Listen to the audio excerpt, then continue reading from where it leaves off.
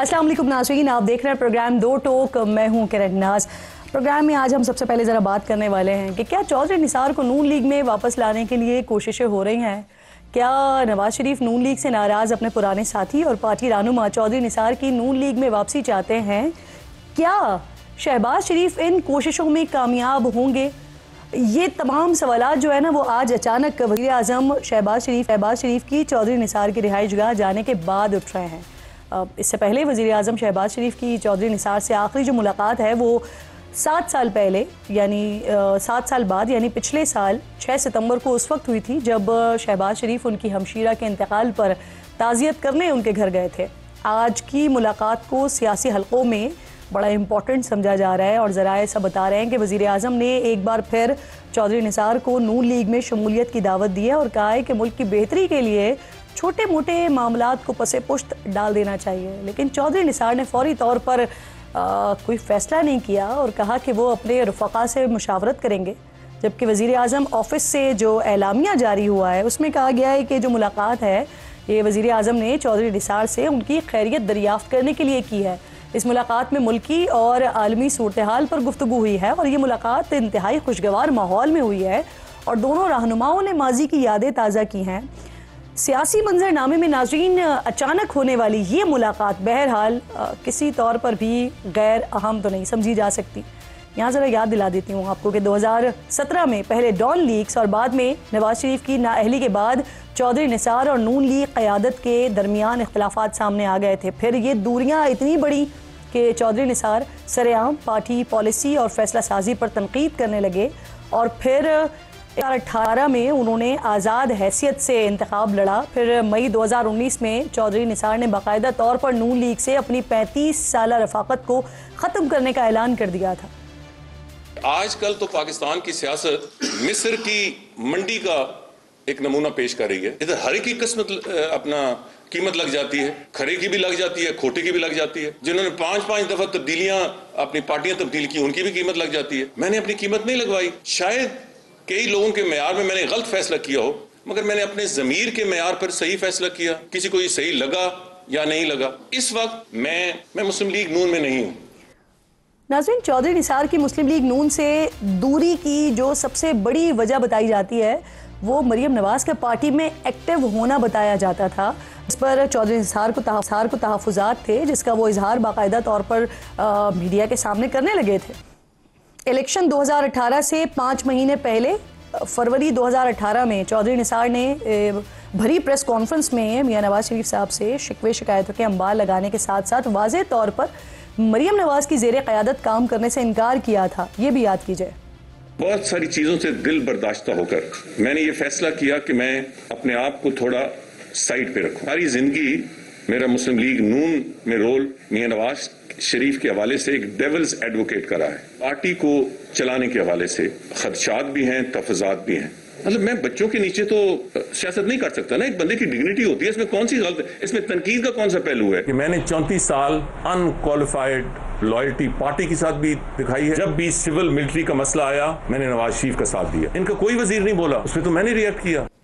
चौधरी निसार की मियां नवाज शरीफ से शिकायतों और पार्टी से दूर होने के बयान पर जब नवाज शरीफ साहब से सवाल हुआ था तो उन्होंने इस सवाल का जवाब देने से गुरेज किया था। लेकिन लीगी क़यादत के करीब समझे जाने वाले राना सनाउल्लाह साहब ने बड़ी खुलकर चौधरी निसार पर तनकीद की थी उस वक्त। फिर फाइनली उनकी राहें जुदा हो गई और फिर चौधरी निसार ने इलेक्शन 2018 आज़ाद हैसियत में लड़ा और हार गए। इस हार ने चौधरी निसार को बिल्कुल ही चुप लगा दी थी। साथ ही उन्होंने अपनी सियासी और अवामी सरगर्मियाँ भी बड़ी महदूद कर दी थी। लेकिन इस दौरान चौधरी निसार की कभी तहरीक इंसाफ में जाने की तो कभी अपनी सियासी जमात बनाने की खबरें और अफवाहें आती जाती रहती थी। लेकिन चौधरी निसार खुद इन खबरों की तरदीद करते रहे और कह दिया कि वो किसी ऐसी जमात में शामिल नहीं होंगे जो इक़्तिदार में होगी। और उसी दौरान उस वक्त नून लीग की नायब सदर मरियम नवाज से चौधरी निसार के हवाले से जब सवाल हुआ था तो उन्होंने जवाब देने से इनकार करते हुए ये कह दिया था कि चौधरी निसार का नून लीग से कोई ताल्लुक़ नहीं है। उनका क्या ताल्लुक है मुस्लिम लीग नून से? पीएमएलएन क्यों एक्सेप्ट करेगी, उसका तो सवाल ही नहीं है। मुझसे किसी ऐसे इंसान के बारे में सवाल कीजिए जिसकी बात की कोई क्रेडिबिलिटी हो, जिसकी अपनी कोई कानूनी हैसियत हो। मुझसे ऐसे लोगों के बारे में सवाल ना किया करें कि जिसका कोई सच्चाई से या किसी क्रेडिबिलिटी से दूर दूर का ताल्लुक ना हो। और जब मरियम नवाज साहिबा ने ये स्टेटमेंट दिया था, इस बयान के एग्जैक्टली 2 साल बाद फिर फरवरी 2023 में चौधरी निसार ने एक जलसा किया था। उससे खिताब में उन्होंने नवाज शरीफ को और मरियम नवाज को तनकीद का निशाना बनाया था।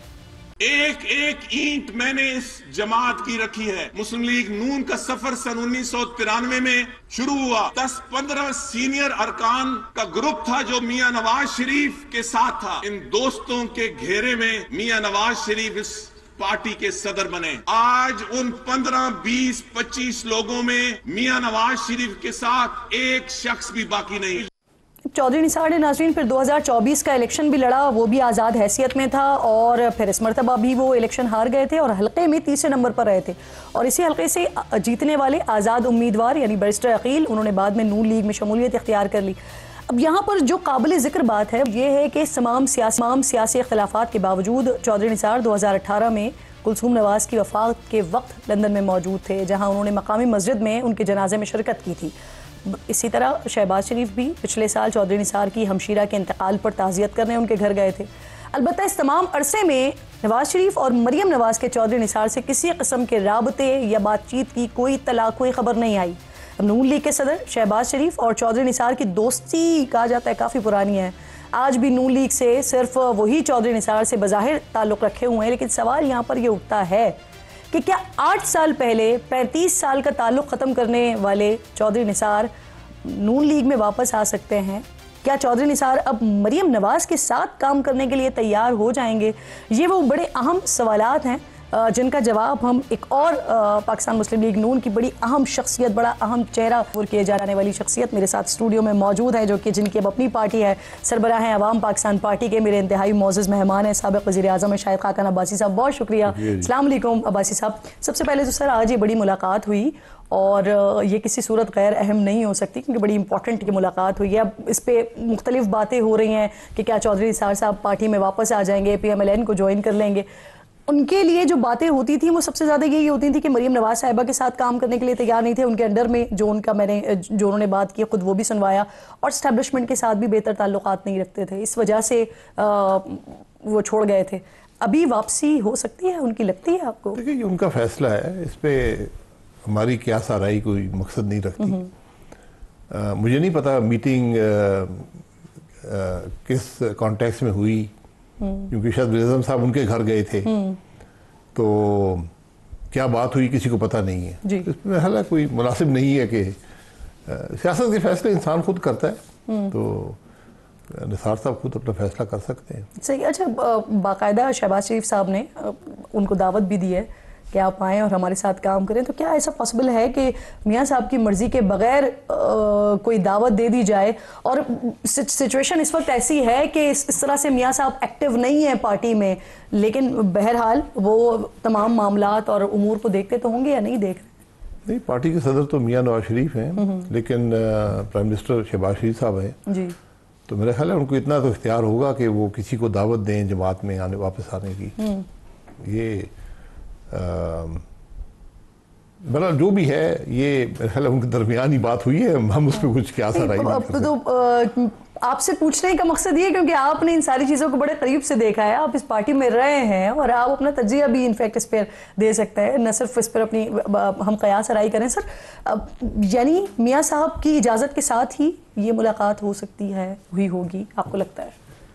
देखिए मैंने कहा ना कि सदर तो मियाँ साहब हैं, उनकी मेरे ख्याल मर्जी होना ज़रूरी है इस मामले में, लेकिन ये कोई लाजमी शर्त भी नहीं है। वज़ीर-ए-आज़म के पास भी इख्तियारात होते हैं, वो अपना कर सकते हैं जी। और अगर सर यही सिचुएशन हम आने वाले वक्तों में, आने वाले दिनों में देखते हैं कि वज़ीर-ए-आज़म साहब शाहिद खाकान अब्बासी साहब के पास आ रहे हैं और उनसे भी इसी तरह की गुफ्तगू होती है, तो फिर क्या जवाब होगा आपका? चौधरी साहब ने तो टाइम ले लिया है। मेरा जवाब बड़ा वाज़ेह है। मेरी कोई इख्तलाफ किसी ओहदे पर या किसी शख्सियत पर नहीं है जी। मेरा एक असूल पे इख्तलाफ है कि मुस्लिम लीग नून वोट को इज्जत दो के बयानिए पर कायम थी। उस बयानिए पर आज भी काम हो जाए, मैं साथ चलने को तैयार हूँ। अब जब मैं एक जमात में कर रही हूँ, वो जमात उनके साथ चल पड़ेगी।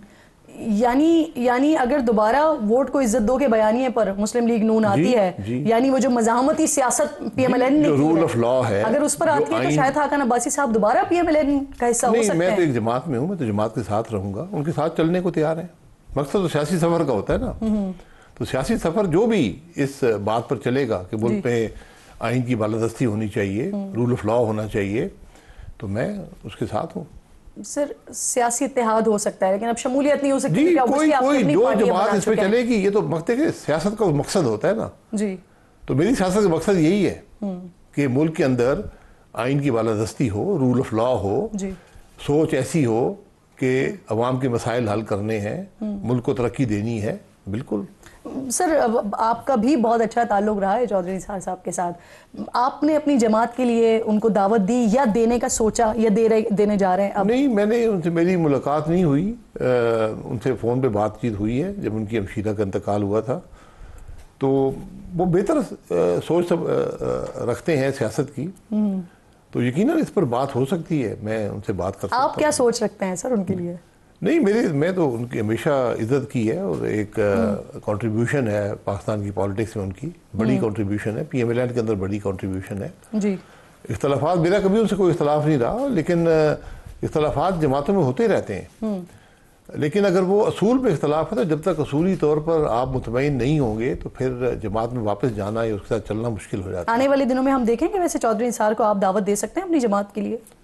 नहीं, मैं यकीनन उनसे बात कर लूँगा जब वो महसूस करेंगे कि वो कोई फैसला करना चाहते हैं।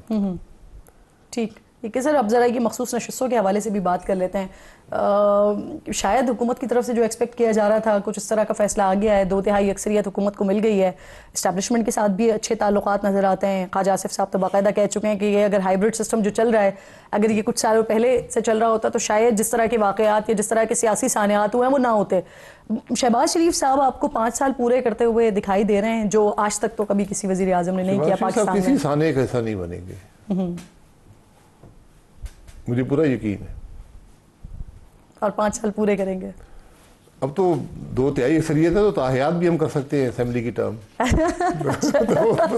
ताहियात भी हम रह सकते हैं। ये हुआ है माजी में, मिस्र के अंदर ऐसी हुकूमतें थी जी, हर 5 साल पर इलेक्शन होते थे, वो 98-99% वोट सदर ले लिया करता था। ये निज़ाम हम भी यहाँ ला कर सकते हैं। ताहियात भी लीडर रहे हैं दुनिया के अंदर। हमारा एक आइन है, आज हमें उस आइन के मुताबिक चलना है जी। अगर उसका निज़ाम दुरुस्त नहीं है जो आइन के अंदर है तो फिर हमें इसको तब्दील करना चाहिए।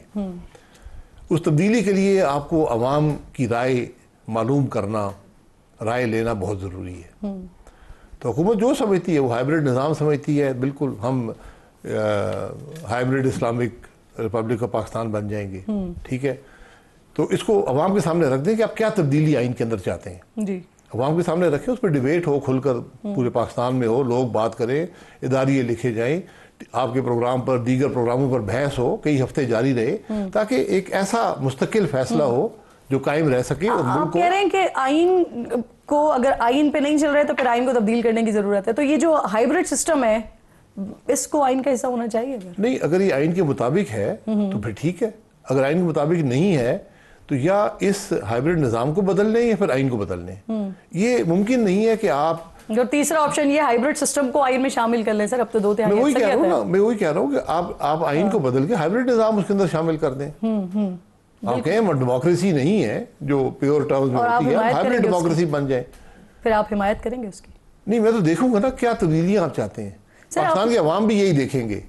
कम से कम पाकिस्तान के अवाम को ये जानने का हक होना चाहिए कि मुल्क में क्या तब्दीली हो रही है, कौन सा निज़ाम लाया जा रहा है, उस पर एक खुलकर डिबेट हो, 4-6 महीने डिबेट चले, सही, फिर जाके आपको एक ऐसा निज़ाम मिलेगा जो अवाम की उमंगों के मुताबिक है। और सर आपको आने वाले वक्तों में वैसे ऐसी कोई तब्दीली कोई आइन में होती हुई दिखाई दे रही है? मुझे नहीं पता, मैं कुछ नहीं कह सकता। हम तो कुछ भी कर सकते हैं।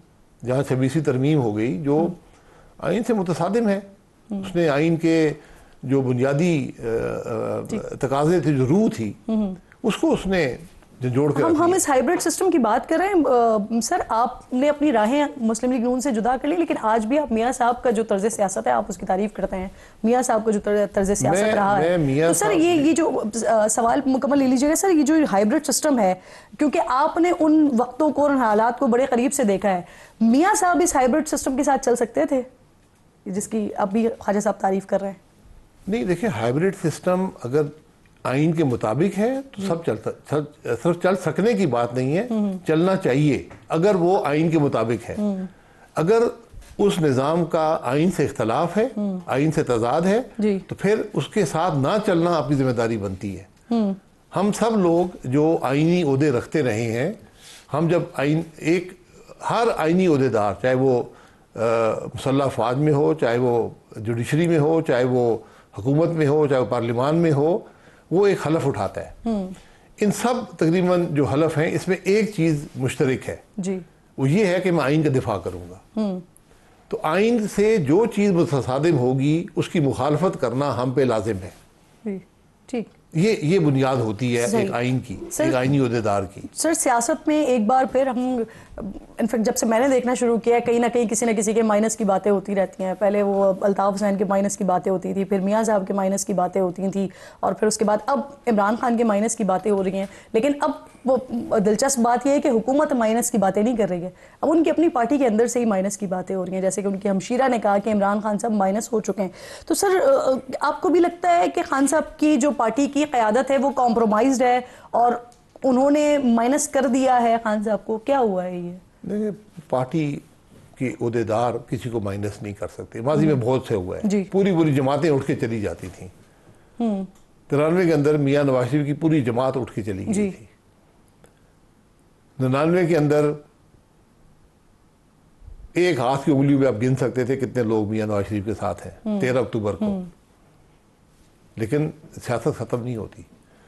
सियासतदान की सियासत सिर्फ उस अवाम ख़त्म कर सकते हैं, कोई और माइनस नहीं कर सकता। बहुत कोशिश हुई है, जुल्फ़िकार अली भुट्टो को फांसी तक दे दी गई, आज तक वोट जुल्फ़िकार अली भुट्टो के नाम पे पड़ता है। इसलिए ये माइनस की बातें बहुत हम सुनते रहे, -1, -2, फलाना माइनस, फलाना प्लस, ये नहीं चलता। लेकिन मौजूदा हालात में क्या उनकी क़यादत, उनकी पार्टी की क़यादत आपको कॉम्प्रोमाइज़ नज़र आती है? कॉम्प्रोमाइज़ क्या होता है? कोई पत्थर का तो नहीं बना होता ना सियासतदान। कुछ तकलीफ बर्दाश्त कर सकते हैं, कुछ नहीं कर सकते। कुछ इक़्तिदार अच्छा लगता है, कुछ बर्दाश्त कर लेते हैं, इक़्तिदार के बगैर भी गुजारा कर लेते हैं जी। तो हर शख्स की एक लिमिट होती है, उसमें अपनी लिमिट के मुताबिक वो अपना काम करता है।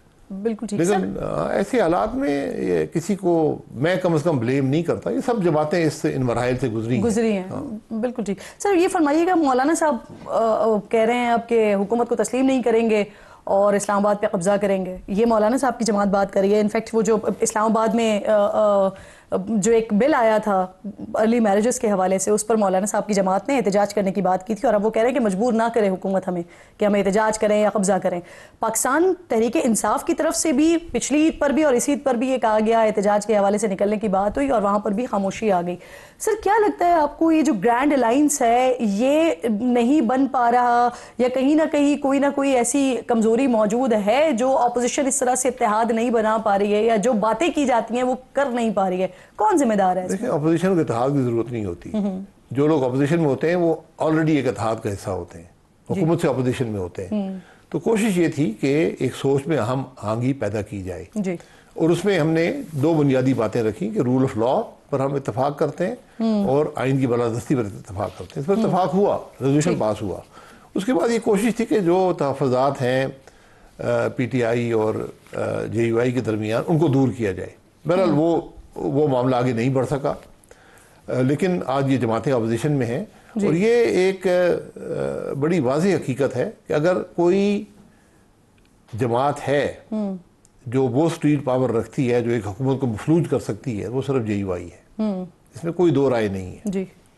तो इसलिए जब मौलाना साहब को बात करते हैं तो ज़रा उसको आपको संजीदगी से लेना पड़ेगा। अगर उन्होंने फैसला किया तो वो इस फैसले को इसके मंतकी अंजाम तक पहुँचाने की सलाहियत रखते हैं। बिल्कुल ठीक, बहुत बहुत शुक्रिया आपका। शाहिद खाकान अब्बासी साहब प्रोग्राम में साथ मौजूद थे, बड़ी इंपॉर्टेंट गुफ्तगू कर रहे थे। मौलाना साहब अगर कोई बात कर रहे हैं, कोई अगर धमकी भी दे रहे हैं हुकूमत को, तो अब्बासी साहब कह रहे हैं कि ज़रा सीरियस लेने की ज़रूरत है। मुख्तलिफ जमात है PTI से JUIF और उनकी स्ट्रेंथ भी। उवैस लगारी साहब वफाकी वज़ीर बराए तवानाई प्रोग्राम में मुझे ज्वाइन कर रहे हैं, मैं आपकी बेहद शुक्रगुजार हूँ। आज एक बड़ा अहम फैसला और अहम अनाउंसमेंट वज़ीर आज़म पाकिस्तान की जानिब से की गई। अपना मीटर, अपनी रीडिंग ऐप का इफ्तिताह कर दिया गया है। ये तो ऑब्वियसली पाकिस्तान के लिए जो है वो पाकिस्तान की तरफ ये एक बड़ा डिजिटल की तरफ एक बड़ा कदम है। इस तरह जो ओवर बिलिंग के मसाइल हैं लगारी साहब, ये भी काबू पाने में मदद मिलेगी। लेकिन अहम सवाल और बुनियादी सवाल ये कि ये ऐप काम किस तरह करेगी, क्या हर शहरी से फायदा उठा सकेगा और मुल्क भर में इसका इतलाक होगा? सर, ये बेसिकली तमाम सार्फिन जितने भी हमारे ग्रिड से कनेक्टेड जितने भी डिस्कोज और हमारे कराची इलेक्ट्रिक के सार्फिन हैं, वो तमाम इससे मुस्तफीद हो सकेंगे। और ये बेसिकली बनाई गई, जो लोगों की बहुत एक कंप्लेंट आती थी कि हम एक ख़ास यूनिट तक की स्लैब में होते हैं और जब हम स्लैब को क्रॉस करते हैं तो हमारे पर महंगे रेट्स अप्लाई करते हैं। तो हमने उसके लिए उनको ये भी कंप्लेंट थी कि जो मीटर रीडर है वो 2 दिन बाद आके रीडिंग लेता है या 1 दिन बाद आके लेता है या गलत मीटर की रीडिंग लेता है। तो बेसिकली प्राइम मिनिस्टर साहब का हुक्म था कि मीटर रीडर का जो इख्तियार है वो सार्फिन को खुद दो, तो वो टेक्नोलॉजी के जरिए आ सकता था। तो अब आपके पास हर महीने में हर सारिफ को 1 दिन उसके लिए मुख्तस होगा, मुख्तलिफ सार्फिन के लिए मुख्तलिफ दिन होंगे, जो उन 24 घंटे में किसी भी वक्त अपने मीटर की रीडिंग की तस्वीर खींच के और वो अगर इस ऐप के ऊपर अपलोड कर देगा। बहुत आसान है ऐप का तरीका, उसका हमने सोशल मीडिया के ऊपर जी वीडियोस भी जारी किए हैं और लोग उसको डाउनलोड भी कर सकते हैं।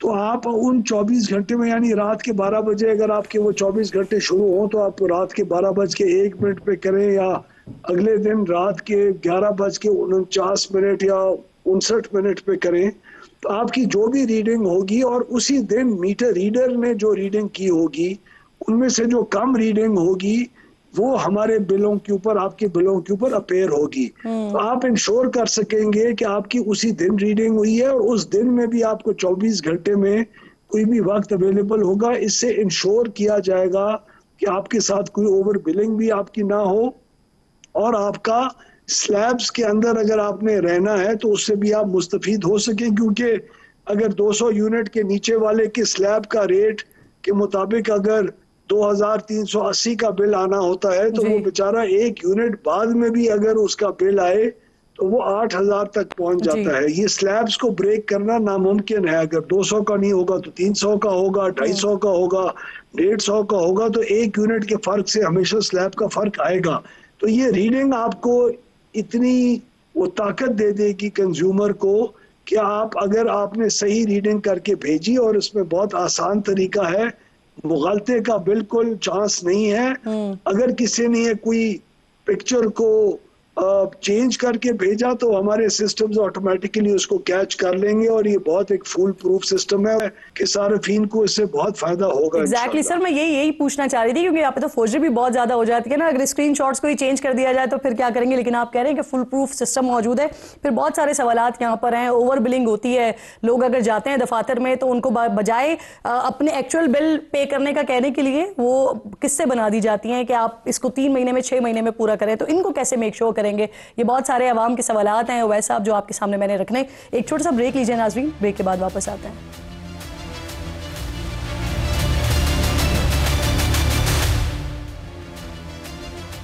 प्रोग्राम में एक बार फिर आपको खुशामदीद कहती हूँ। वज़ीर तवानाई उवैस लगारी साहब साथ मौजूद हैं। आज एक ऐप का इफ्तिताह किया गया है, ओवर बिलिंग के मसाइल से जान छूटेगी उससे, उस पर बात चल रही है। सर, आप कह रहे थे कि इसका इतलाक मुल्क भर पर में होगा, तो ये फरमाइएगा कराची में भी इसका इतलाक होगा? क्योंकि वहाँ पर सर बड़े मसाइल हैं ओवर बिलिंग के हवाले से। जिन इलाकों में चोरी होती है वहाँ पर ये बड़े मसाइल होते हैं, तो क्या कराची में भी इतलाक होगा इसका?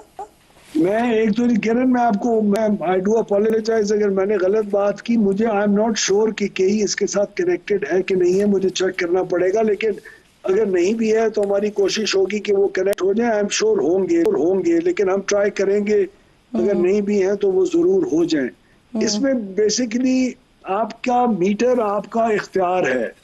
तो अगर आपके मीटर की गलत रीडिंग के ऊपर आपको ओवर बिलिंग आती है, आप उस तस्वीर खींचने की वजह से आप अपने आप को प्रोटेक्ट कर सकेंगे। और जो ओवर बिलिंग का मामला है, मैंने प्राइम मिनिस्टर साहब की इस इवेंट के ऊपर भी जिक्र किया कि पिछले साल हमने 110 अरब रुपए की हमारे डिस्कोज ने तकरीबन ओवर बिलिंग की थी सन 2023-24 में, जो अल्हम्दुलिल्लाह हमने इस 24-25 के अंदर वो 110 अरब रुपए वापस कंज्यूमर्स को भी मैंने दिलवाए, और उसके बावजूद 127 अरब रुपए का हमने नुकसानात के अंदर इस साल माशाल्लाह कमी की। तो हमारा यही इरादा है कि, और इस साल ओवर बिलिंग की शिकायत बहुत कम आई हैं, तो हमारा यही इरादा है कि इंशाल्लाह इस रवायत को जारी रखें। और ये जो ऐप है, ये आपको बहुत कुछ और भी इस ऐप के अंदर अवेलेबल है, पावर स्मार्ट ऐप के अंदर, जिसके अंदर आप कंप्लेंट्स भी कर सकते हैं, उनको ट्रैक भी कर सकते हैं। पहले जब कंप्लेंट बेचारा सारिफ करता था तो उसका वो एक बाकायदा वो हाथ से लिखे हुए रजिस्टर के पास SDO तक जाती थी और उसकी कोई पूछ गुछ नहीं होती थी। अब तो जो नेपरा के स्टैंडर्ड है, यानी अगर ट्रांसफार्मर खराब है तो उसको 24 घंटे में ठीक होना है, मीटर खराब है तो उसको 18 घंटे में अगर ठीक होना है, कोई लाइन का नुक्स है तो उसको 48 घंटे में होना है। तो इन तमाम जो हमें दिए गए रेगुलेटर की तरफ से जो स्टैंडर्ड्स हैं, उनको अगर नहीं हम करेंगे तो ये ऐप जो है ये मुकम्मल उसकी अकाउंटेबिलिटी करेगी और लोगों को बहुत इसमें बेहतरी आएगी। हमारी ख्वाहिश है कि हम इंशाल्लाह जल्द से जल्द तो 1.5 की सर्विस और 82 की है, उसी के स्टैंडर्ड्स को अचीव करें। सर, एक और भी बड़ा मसला है ना, जिन इलाकों में बिजली चोरी होती है वहां पर ओवर बिलिंग होती है, एवरेज के हिसाब से बिल भेज दिया जाता है। अब एक कंज्यूमर देख रहा है कि उसने कितने यूनिट इस्तेमाल किए हैं और उसको ओवर बिलिंग अगर हो जाती है, वो दफातर में जाता है तो बजाय वो जितना यूटिलाइज उसने किया है वो पे करे, सर उसको किससे बना दी जाती है? सिस्टम में है वो आपकी खींची हुई तस्वीर को तरजीह देंगे और जो मीटर रीडर ने खींची होगी तस्वीर, उसकी भी तस्वीरें खींची जाएंगी, क्योंकि हमें नहीं मालूम कितने लोग इस ऐप के ऊपर आते हैं और कब तक ट्रांजिशन करते हैं। हमें तो उम्मीद है बहुत जल्दी आएंगे, लेकिन अगर मीटर रीडर की तस्वीर और आपकी खींची हुई तस्वीर के अंदर फर्क है और आपकी खींची हुई तस्वीर के अंदर यूनिट्स कम हैं, तो वो हमने सिस्टम ही ऐसे बनाया है कि अगर आपकी तस्वीर वैलिड है तो जो कम यूनिट्स वाली तस्वीर है उसी के ऊपर बिल आएगा। और अगर आपने फर्ज करें शाम के 6:30 बजे तस्वीर खींची और मीटर रीडर ने दोपहर के 2 बजे खींची, तो कम इस्तेमाल मीटर का बिल ही आपको ऊपर अपेयर होगा इंशाल्लाह। इससे क्योंकि अवेयरनेस के लिए हम ये प्रोग्राम कर रहे हैं, लोगों को पता भी चले, तो ये एप्पल स्टोर पर, एंड्रॉइड पर, दोनों जगह पर ऐप मौजूद है, इसे डाउनलोड किया जा सकता है अभी? जी अल्हम्दुलिल्लाह, ये प्राइम मिनिस्टर साहब के आज दोपहर के ऐलान के 1 घंटे के अंदर 1.5 लाख सार्फिन ने ये डाउनलोड किया है। उससे पहले भी डाउनलोड ये हो रही थी और ये 5 मुख्तलिफ जबानों में, हमारी जो कौमी जबानें हैं उसके अंदर भी है, सिंधी, बलोची, पश्तो, सराइकी, पंजाबी और उर्दू और अंग्रेजी के अंदर भी है। तो लोगों को बहुत इसकी सहूलत है और ये एंड्रॉयड और एप्पल दोनों के ऊपर डाउनलोड कर सकती है। सर, ये भी फरमा दीजिएगा, डिजिटल ऑटो कंट्रोल मीटर मंसूबे का भी आगाज हुआ था और आइस्को रीजन में कुछ तंसीबात भी हुई थी, इसको नस्ब भी किया गया था, तो वहां पर कैसा इम्पैक्ट आया, आदादोशुमार क्या है आपके पास?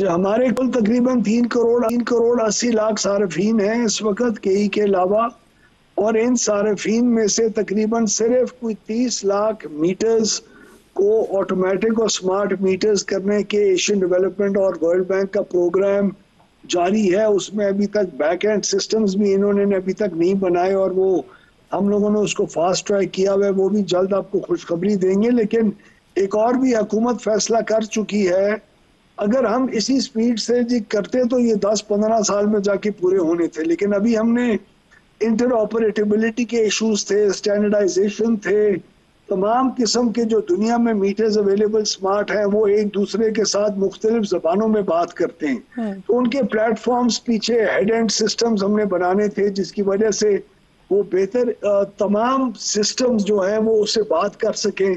वो हमने इंडिजनाइजेशन, इंटर ऑपरेटेबिलिटी और स्टैंडर्डाइजेशन की एक बहुत लंबी एक्सरसाइज पिछले 4-5 महीने में की है, जो इस 30 जून तक उम्मीद है पूरी इंशाल्लाह होने की।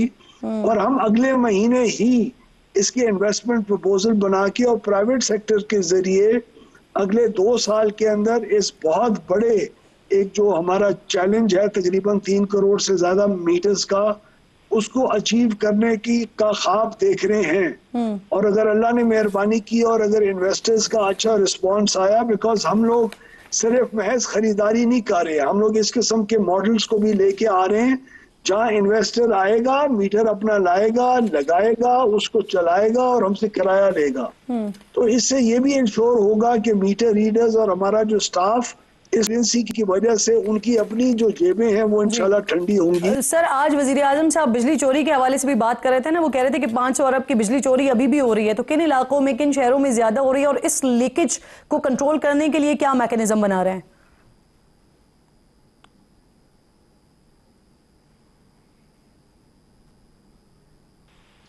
बेहतर गवर्नेंस है जी। जहां जिन बोर्ड्स को मैं चेंज कर सका 10 में से 8 को, उन्होंने आपको 170 अरब रुपए एक साल के अंदर कम नुकसान करके दिया बनस्बत पिछले साल के। तो बहुत बड़ी अचीवमेंट है। लेकिन बदकिस्मती से जिन 2 बोर्ड्स को चेंज नहीं कर सका, उन्होंने पिछले साल से भी ज्यादा नुकसान किया और हमारा नुकसान के अंदर जो कमी का हुजम है वो इस साल माशाल्लाह मई की 30 तारीख तक हम लोग 127 अरब रुपए की कम नुकसान कर चुके हैं। इसका मतलब है कि हमारी रिकवरीज जो अनरिकवर्ड बिल्स होते हैं उसमें हमने इजाफा किया है और जो लाइन जी लॉसेस हैं उसके अंदर भी कमी की है। इसके लिए एक जॉइंट एफर्ट करना पड़ेगा, सूबों को हमारे साथ बहुत एक्टिवेट करना पड़ेगा और हमारी गवर्नेंस और इंटरनल जो सिस्टम्स और लॉसेस हैं उसको भी कम करना पड़ेगा। मैं आपको सिर्फ क्वेटा की मिसाल दूं, किरण, हर साल सिर्फ तकरीबन 70 से 80 अरब रुपए का हमें पूरे बलोचिस्तान के अंदर ट्यूबवेल्स की मद में बिल्स ना रिकवर करने का नुकसान होता था। वो प्राइम मिनिस्टर साहब ने 27,000 ट्यूबवेल वो जो सोलराइज करने का प्रोग्राम बलोचिस्तान के साथ लॉन्च किया, उसमें से हम 17,000 ट्यूबवेल्स को काट चुके हैं बिजली और उनको सोलराइज कर चुके हैं बगैर किसी हुकूमत के ठेकों के। सीधा जमींदार को पैसे दिया, डिस्कनेक्ट किया।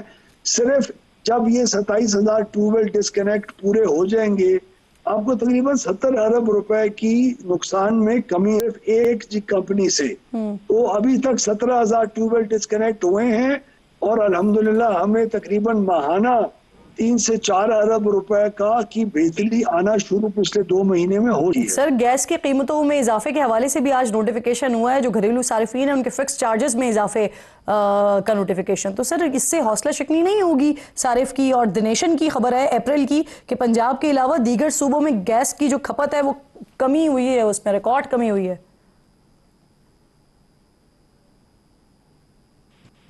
मेरे ख्याल में जिस इजाफा पर यूनिट तो नहीं हुआ, इजाफा अगर हुआ है तो वो फिक्स चार्जेस के अंदर हुआ है और ये एक तरीके से सार्फिन के लिए गर्मियों और सर्दियों के अंदर बिल के अंदर जो इम्बैलेंस होता है, सर्दियों में बहुत ज़्यादा होता है और गर्मियों में कम होता है। वो सर्दियों में यूनिट की कीमत ना बढ़ने की वजह से उसके अंदर सर्दियों के बिल के अंदर आपका इजाफा उतना नहीं होगा और गर्मियों के बिल के अंदर सिर्फ फिक्स चार्जेस के अंदर इजाफा होगा।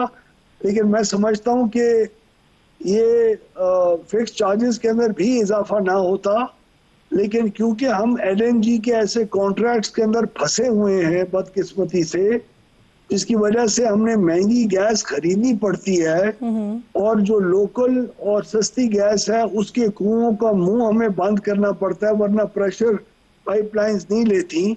तो उसका पेट्रोलियम के वजीर साहब और उनकी वजारत बहुत अच्छी स्ट्रेटजी के ऊपर काम करना शुरू कर चुके हैं, जहां ये शायद LNG के कॉन्ट्रैक्ट्स को भी रीनेगोशिएट करने की भी जरूरत हो ताकि हमारी लोकल गैस ज्यादा सिस्टम में आए और उसका जो बोझ है उसे सार्फिन को बचाया सर, ये जो आप LNG के कॉन्ट्रैक्ट्स की बात कर रहे हैं तो ये तो लॉन्ग टर्म कॉन्ट्रैक्ट्स का क्रेडिट लेती है PMLN, क्या वो दुरुस्त नहीं हुए थे सर? नहीं, वो दुरुस्त उस वक्त के हालात के अंदर थे, लेकिन क्योंकि आप इंटरनेशनल प्राइसेस इस किस्म की वो इंडेक्स्ड है कि अब हमें दोबारा इसको रीनेगोशिएट करके, असल में जो हमारी रेट्स हैं उनका इतना मसला नहीं है। हमारी जो तादाद है गैस की वो बहुत ज़्यादा बाहर से हमने उनको कमिट किया था, और वो जो बिजली के हमारे प्लांट्स हैं, क्योंकि हमने उसकी बहुत ज़्यादा रिक्वायरमेंट थी, लेकिन अब बिजली के प्लांट्स को हम बहुत एक डिसिप्लिन के तहत जो सस्ते से सस्ते प्लांट्स हैं उनको पहले चलाते हैं और गैस वालों की बारी बाद में आती है।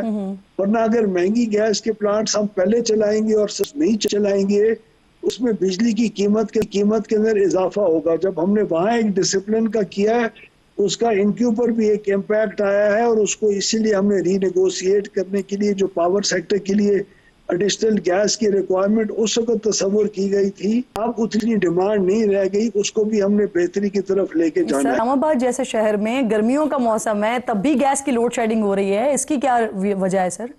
ये इसका मुझे नहीं पता किरण, मुझे आई हैव नो आइडिया, लेकिन लोड शेडिंग होनी नहीं चाहिए क्योंकि गैस की जो सप्लाई है वो तो बहुत है हमारे पास। अच्छा सर, हुकूमत की तरफ से 1 जुलाई से मुल्क भर में बिजली के यकसा टैरिफ मुकर्रर करने के लिए दरखास्त दी गई है, ये बहुत अच्छा फैसला है, लेकिन क्या ये मुमकिन हो पाएगा? क्योंकि इसकी एक मिसाल आज़ाद कश्मीर की हमारे सामने मौजूद है, वहाँ पर ये किया गया था, लेकिन उसके बाद फिर एक बड़ा एहतजाज हुआ, उसके बाद वापस लेना पड़ा इस फैसले को।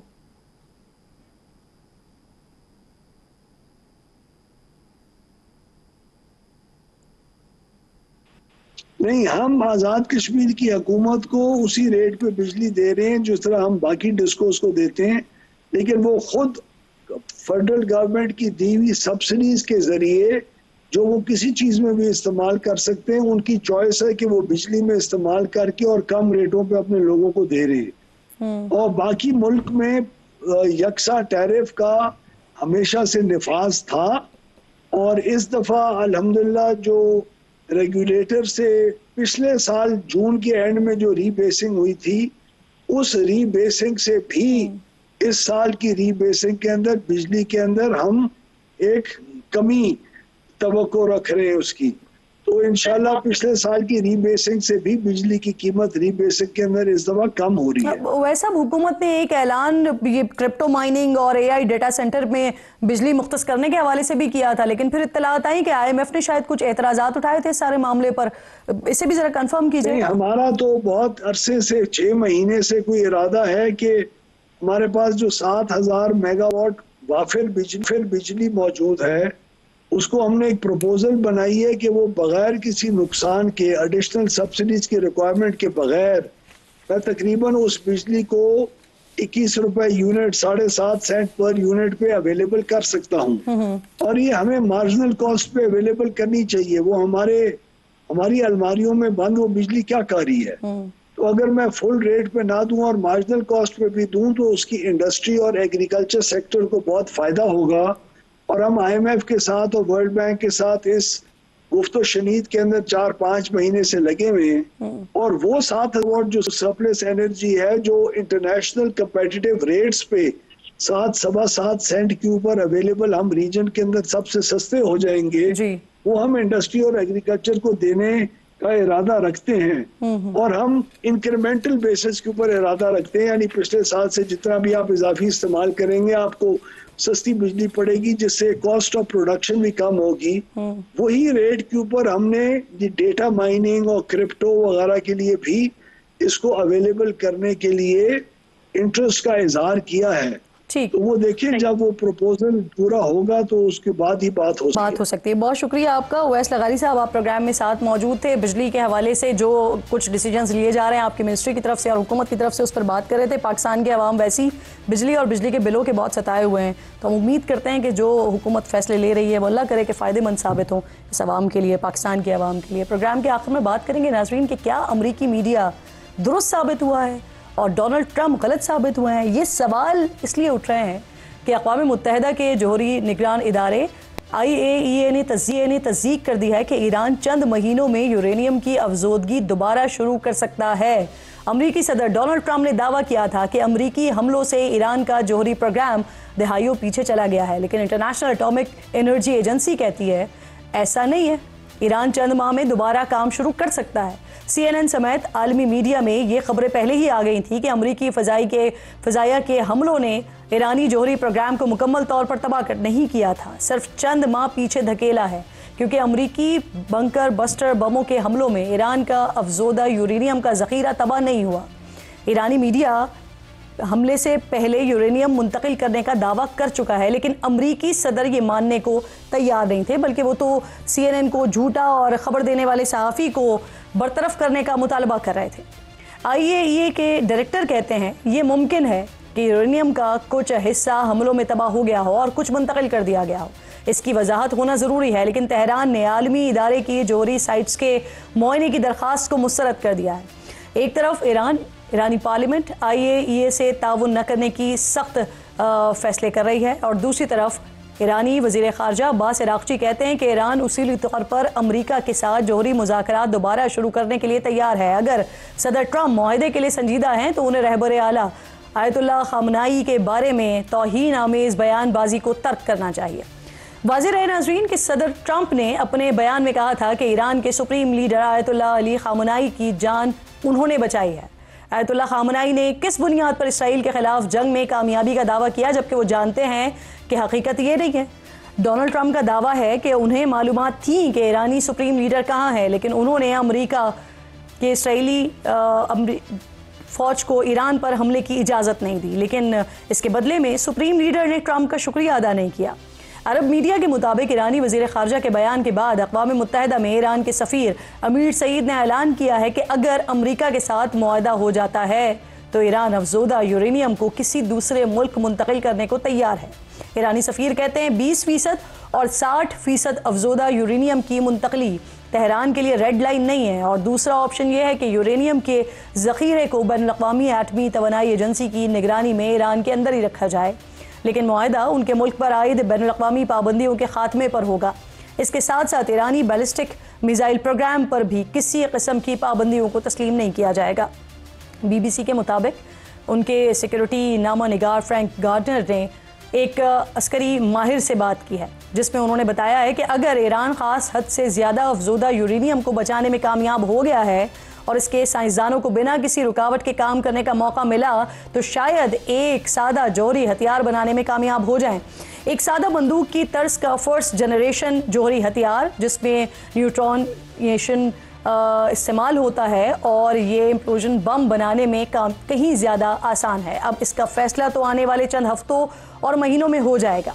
दूसरी तरफ अमरीकी सदर ट्रंप ने आज सुबह अपने प्लेटफॉर्म ट्रुथ सोशल पर पैगाम दिया है कि गजा में मुआहदा करें और यरगमालियों को वापस लाएं। इसराइली सदर की जानिब से तो गजा में जंग बंदी के हवाले से मुकम्मल खामोशी है, लेकिन हमास ने दावा किया है कि नेतन्याहू कोई मुआहदा नहीं चाहते और इसीलिए नाकाबिल कबूल शराइत आयद कर रहे हैं। इसराइली खबर रसा इदारे ह्यूम के मुताबिक गजा में जंग के मुस्तकबिल और हमास के साथ मुमकिना मुआहदे पर गौर के लिए इसराइली पार्लियामेंट का खुसूसी इजलास आज रात होगा। इस इजलास से पहले इसराइली फ़ौज की जानिब से एक वार्निंग जारी की गई है, जिसमें फ़लस्तीनियों को हिदायत की गई है कि वो गजा के शिमाली हिस्से को खाली करके जुनूब में खान यूनुस और दीगर इलाकों की तरफ चले जाएं। हालांकि इसराइली हुकूमत की जानिब से इस इलाके को इंसानी हमदर्दी का इलाका करार दिया गया था। आज सुबह नाज़रीन सूरज तुलू होने से अब तक इसराइली फ़ौज के हमलों में 45 फ़लस्तीनी जाम शहादत नौश कर चुके हैं। फ़लस्तीनी अथॉरिटी के मुताबिक इसराइली फ़ौज इमदाद के लिए जमा होने वाली फ़लस्तीनियों को भी नहीं बख्श रही है। अब तक इमदादी मराकज़ की जानिब से जमा होने वाले वहाँ पर 580 निहत्ते फ़लस्तीनियों को शहीद किया जा चुका है। हर गुज़रता दिन गजा के बासियों के लिए किसी क़यामत से कम नहीं है। प्रोग्राम का वक्त ख़त्म हो गया। इंशाअल्लाह नाज़रीन से जुम्मत होगी। अपना और अपने मुल्क का ख़ास ख्याल रखिए। फ़लस्तीन को, कश्मीर को अपनी दुआओं में याद रखिए। अल्लाह निगहबान।